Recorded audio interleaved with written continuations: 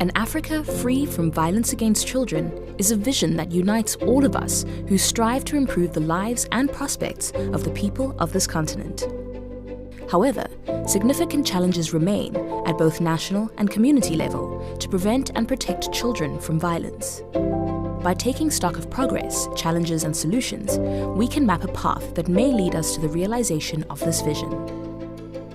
There are clear indicators of progress which prove that concerted efforts produce positive results. Firstly, African states have made significant progress in ratifying global and continental key legal instruments.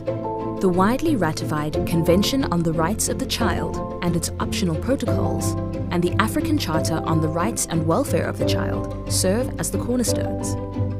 The adoption of Agenda 2063, Agenda 2040, and the Sustainable Development Goals further augment the efforts within these binding legal instruments to address violence against children. Secondly, there has been significant progress on the legal protection of children from violence. 49 out of 55 countries now have consolidated children's acts, providing a wide range of protections for children. Most African governments have set the minimum age of marriage at 18 years or above. With the exception of 3 countries, all African states recognize freedom from torture and inhuman punishment as a fundamental right in their constitutions. 29 countries have set the minimum employment age higher than 14 years. To date, 42 countries have laws that prohibit harmful practices. For example, female genital mutilation is criminalized in at least 28 African countries.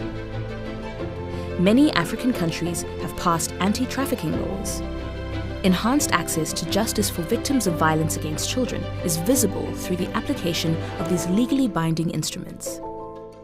Thirdly, African governments have put national strategies and programs in place to combat violence against children. Many countries in Africa now have a comprehensive national action plan, and there are encouraging examples of countries implementing multi-sectoral and stakeholder coordinated action to address the protection of children from violence. Comprehensive child protection systems are now in place in some countries. Even though countries in Africa spend on average less than 0.7% of GDP on social protection, it remains a key tool in enabling families to better care for their children.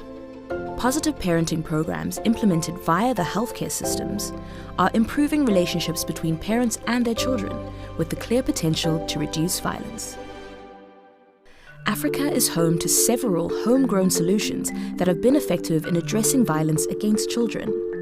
These initiatives address the complex interplay of factors between the child and his or her social context, such as the family, school, community, and society that influence the child's exposure to violence.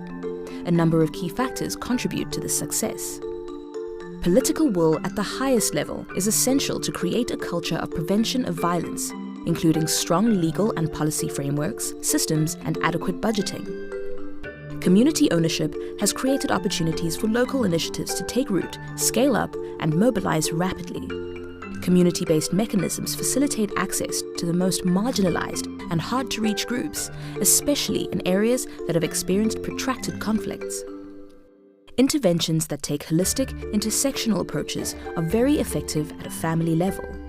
Resilience and leadership at an individual level, with a strong resolve to building girls' and boys' agency, is a critical factor.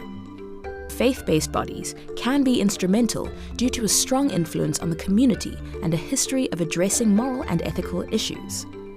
Existing community assets, such as village savings and loan associations, can be harnessed for economic strengthening and hence violence prevention at family levels.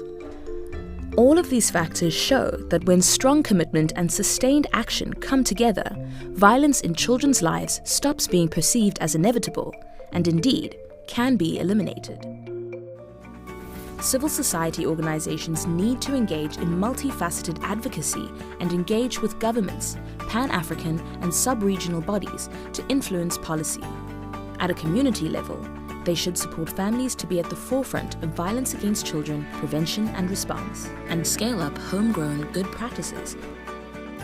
UN agencies and international organizations should continue to provide assistance, both technical and financial, to governments and CSOs. they can also complement data collection efforts through enhancing national surveillance. The vision of creating an Africa free from violence against children starts with each of us as individuals, examining our attitudes and behaviors to ensure that we never perpetuate these issues. We invite you to take a pledge, to make a personal, lifetime commitment to help end all forms of violence against children. Let us speak out against violence against children wherever and whenever it occurs, be it in our families, at work, or in our communities. It is only through nurturing a culture of rights and dialogue that we will be able to achieve a society that is humane and free from violence, where children are raised in an environment of peace and security.